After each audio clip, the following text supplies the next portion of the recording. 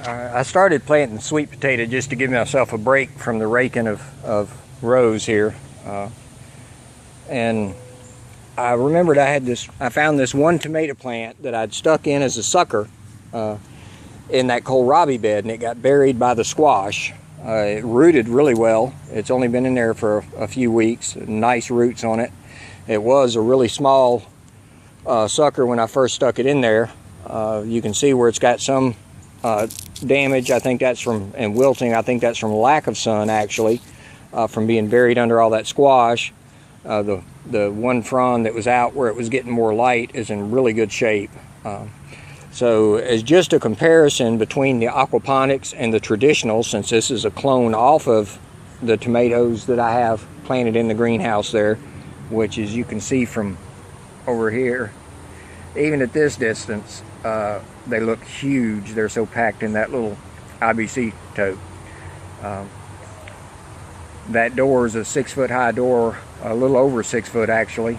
The grow bed I think is around 30 inches, and the upper tomato is at the top of the door. So yeah, they've gotten pretty big. So I want to plant this in the soil. If it survives the transition, which it should, I've rooted some for my brother-in-law in the aquaponics and then gave to him, and he planted them in pots, containers.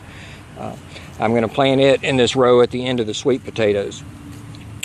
But as you can see, most of these sweet potatoes, if you can see it, I can't see the screen at all, are really root bound. Which prompted me to shoot this video of planting the sweet potatoes. And you get down to this one. Now, one of the things I'm doing, I'm going down and I've got my little jug of fish poop, and every time I go to plant one of these, I dig the little hole, I shake this up to get it mixed up, and I pour a little bit into the bottom of the hole.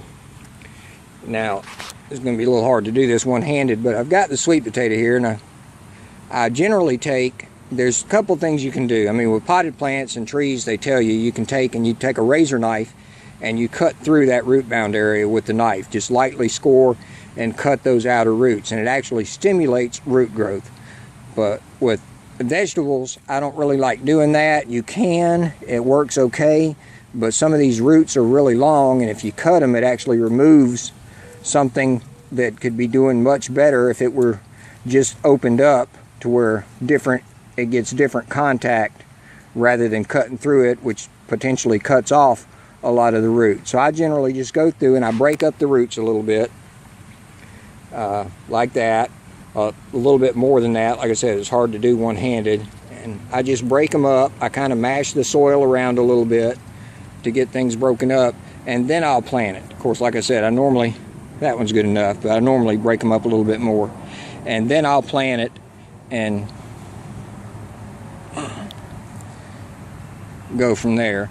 But they just seem to do a little bit better. They spring a little bit, they spring up a little bit faster and start getting more acclimated to the new soil better.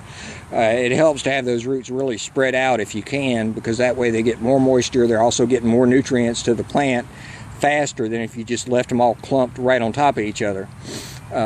Something being root bound in a piece of rock wool that you're planting in aquaponics, it doesn't matter that it's root bound, because all the roots are going to get immersed in water that's going to be chock full of nutrients. So it's not such a big deal, and the roots will quickly get enough nutrients to develop further. It's not the same case when you're planting something in soil. Being root bound like that, if you don't break those roots up, they're getting limited nutrition because you've got so many roots trying to suck out of a small amount of soil. The plant doesn't get as much as what it needs or could make use of to develop faster. So just my 2 cents on that.